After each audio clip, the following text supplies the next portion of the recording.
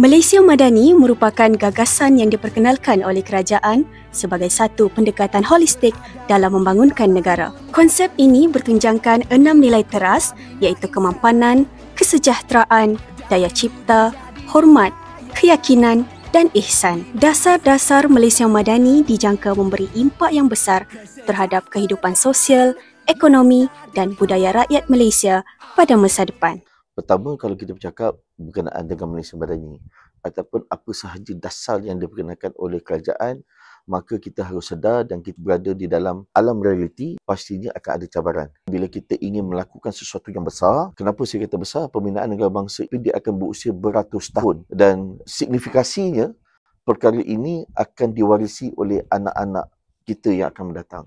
Kita harus mendidik mereka apa itu Malaysia Madani. Dan kita sendiri perlu faham daripada mana datangnya Malaysia Madani itu.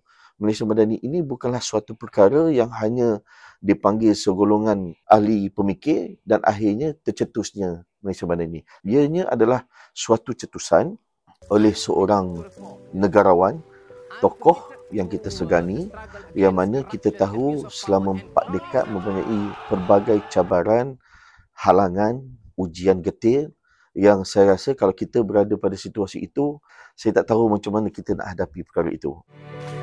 Saya, Anwar bin Ibrahim, setelah dilantik memegang jawatan seorang Perdana Menteri, dengan sesungguhnya bersumpah bahawa saya akan dengan jujur menunaikan kewajipan-kewajipan jawatan itu dengan segala daya upaya saya, bahawa saya akan menumpahkan taat setia yang sebenar kepada Malaysia. Pertama, kita kena faham bahawa Malaysia Madani bukanlah diperkenalkan semata-mata kerana slogan yang hanya untuk dilaungkan pada waktu dan ketika tertentu. Tetapi Malaysia Madani ini adalah suatu proses bahawa ada permulaan, ada pertengahan dan ada ujungnya. Dan ujung inilah impaknya. Bila kita bercakap bab ekonomi, kita harus ingat bahawa impak Malaysia Madani terhadap ekonomi, pertama sekali dia hendak mengurangkan jurang di antara golongan A dan juga golongan B, golongan C dan sebagainya. Maka dengan adanya Malaysia Madani, kita berharap impaknya akan mengurangkan jurang ekonomi. Bila kita bercakap tentang sosial, impaknya pasti kita ingin melihat bahawa daripada segi sosialnya, kewujudan sejagatnya penduduk dekat Malaysia ini menjadi lebih baik. Dan keduanya daripada segi ekonomi juga, kita mengharapkan pendapatan warga Malaysia ini akan menjadi semakin lebih baik. Dan bila datangnya pendapatan per kapita meningkat, pastinya secara langsung ia akan mengembalikan kepada hubungan sosial itu tadi. Dan Malaysia Madani ini, kita bercakap cabaran, kita dah kena bagi kefahaman yang jelas bagaimana mereka ini perlu faham Malaysia Madani dan ke mana ia akan pergi. Sebab itu saya kata di awal tadi, ia adalah satu proses. Ada awal, ada apa yang sedang berlangsung di tengah-tengahnya dan ada di ujungnya iaitu impaknya.